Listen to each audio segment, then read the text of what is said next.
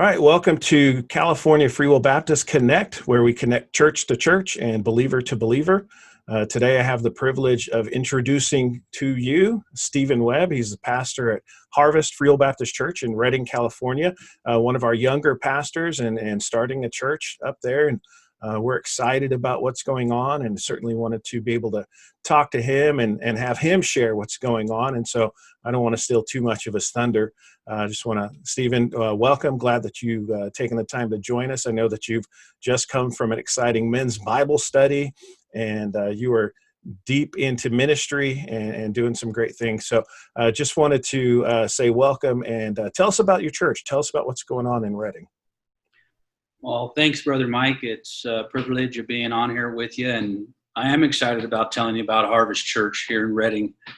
God put it on my heart at the end of last year to come up here to move to Redding to start a church.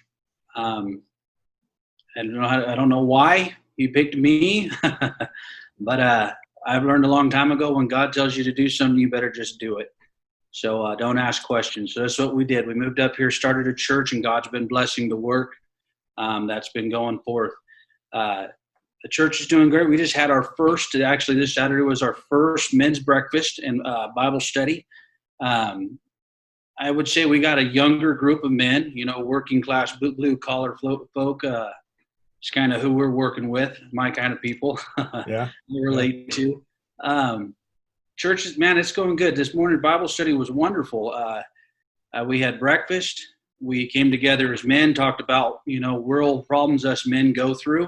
It was very open and very honest. It was encouraging as a pastor to see these young men come in and be open and say, hey, man, I do feel hopeless about things. And there's things that I worry about, and there's things that I fear. As a man, we understand, we don't want to tell people that we're afraid of things. So for these young men to come in and say, hey, man, I got things I need to work on, and say, I'm all in. You know what I mean? Yeah. That right there is so rewarding as a pastor. You started and you wonder where the people are going to come from. And God's been sending us who He wants to build a church with. You know what I mean? Guys That's and right. women that I would never dream. You know what I mean? But it's interesting, the people that walk through that door. It was just a really good morning. It was uplifting, and it was just better than anything I thought it could have been. It's interesting. I remember when getting into ministry myself, just kind of my attitude wasn't right in some ways. And I remember feeling that call and asking God, okay, tell me how this is going to happen. Tell me who's going to be a part of it. And, just wanting these answers way ahead of time, and how silly that was. And just learning that, again, when God calls you, you go. And, it's God's work. He's the one that He's going to, like you said, He's going to bring the people. He's going to place exactly who He means to be there.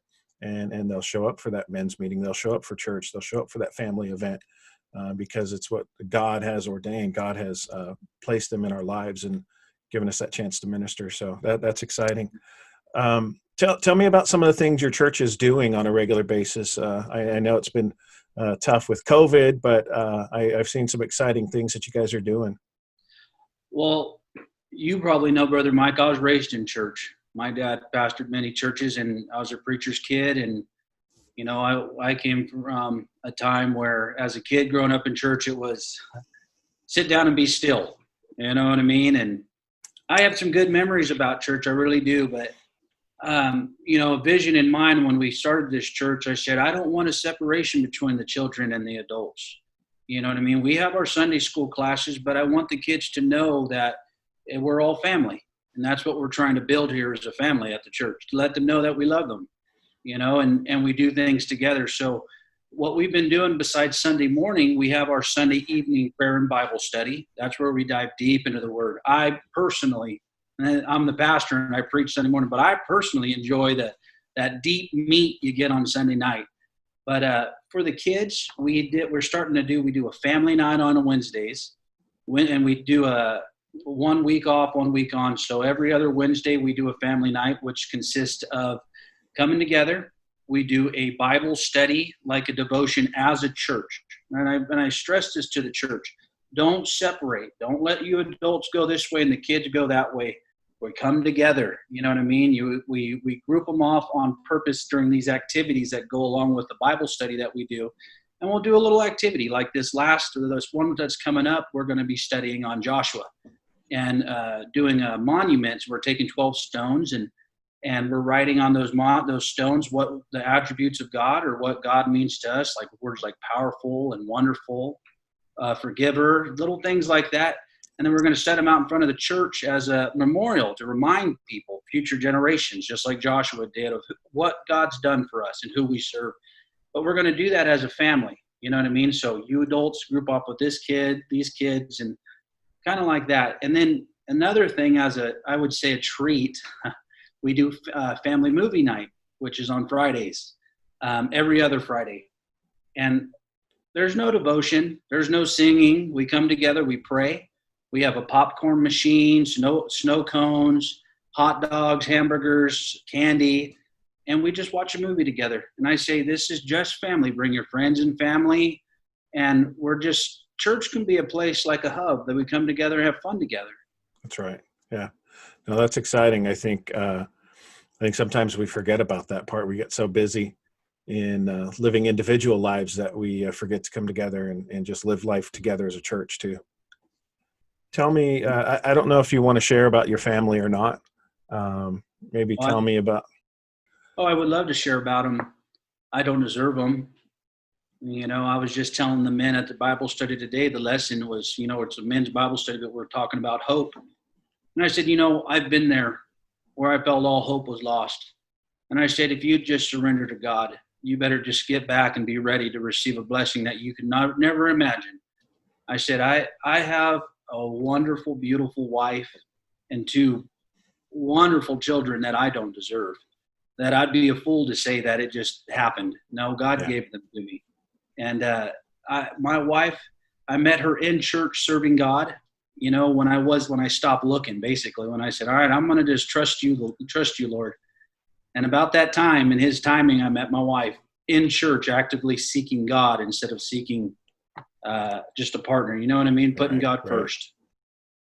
No, that's great. I think that's those messages that you're talking about, being able to, you're talking about having discussions with men about real life, about real issues. And I think that we lack that sometimes. And so I think that's just great. You're talking about it, you're getting in front of it, making it important, the family. And so those are great. It's encouraging. And I know that others out there, again, and introducing you and what's going on at Harvest to talk about those things, I think it might be a challenge to others too, to be able to do that same thing. Well, to be honest, Brother Mike, I got to be honest, it came with its challenges. God felt God called to start a church, and just like anything in my life that God's called me to do, he said something before me that seemed impossible. We didn't have no money. We didn't have no funds. We didn't have no building. We didn't even really have a church. We just had a handful of people that loved the Lord. But we got down one day in my sister's house, and I think there was about 9 of us there. We made a commitment. We said, God, we're going to move in the same direction. We feel called to start this church, and we're just going to trust that you're going to provide. And he provided a Grange Hall, and we worked in that Grange Hall, and thank God for the Grange Hall. But I don't know if you've ever done it. Setting up, breakdown, set up, breakdown, set up, breakdown. And, you got to mop up the floors every time, every at the end of every service. And it was a lot of work. Set up the music and the speakers. And it was a lot of work, but God blessed it. Now we're finally in a building now, a little church building that's got a little bell house. It was built in the 50s. It's just perfect. It's nice to have a home. I've always been amazed at those churches that meeting schools, meet in a banquet hall, meet like in different places like you were talking about. And there's something about that work that I think draws a church together, draws the people together. Again, pulling in the same direction and working toward a common goal, working toward church, working for the Lord. It's a beautiful thing. And so to see that growth again, you're able to forge that relationship with one another. and then to get into a building. I mean, that's a great blessing too. Yeah, I seen some great pictures and seen some great stuff that you guys are doing there. Well, another thing, if we don't know nothing, I've had a hard time getting here on the Zoom computer. Now imagine that, trying to hook up a sound system and sound equipment. I remember we were sitting in our back living room. We went and bought all the equipment, spent almost $2,000 on equipment. We get it all to our house, and we have no clue what plugs into what and how to get the computer to match up with the speakers. And we prayed over it, and it took some time. But I remember we jumped up with joy when we finally got the music to come out of the speakers and match the computer. We don't touch it. It's working, It's a blast. It's been fun. Yeah, I don't know if you're like this. I'm the type of person, I like to figure things out. Kind of, okay, let's instruction manual, YouTube. Help me to figure it out, rather than and women will say, that's exactly what it is when you don't ask for directions, right? But it's a challenge, and I enjoy it, and when you figure it out, it's that satisfaction of having figured it out, having accomplished that thing. So I may have given up some secrets about me. My wife would certainly agree with that assessment, but that's fun. And isn't it? It's amazing too, because I think those relatively small things in ministry become such a great memory, and it becomes a cherished memory. It really is. And my mentor, Brother Wendell Wally, I know you know who he is. That man's been with me through the beginning. I talk to him probably every other day for an hour a day. Every phone call is at least an hour. I know I probably bug him, but he's told me the same thing. You're going to cherish the setting up and breaking down. You're going to cherish those little things from the get-go. You're going to miss it, so cherish it, which we are. I look back and I cherish this. We just had our first men's Bible study, and this one will be in my memory probably till I'm old man. Yeah. No, that's the good stuff. That is the good stuff right there. All right, brother. Well, again, appreciate your time.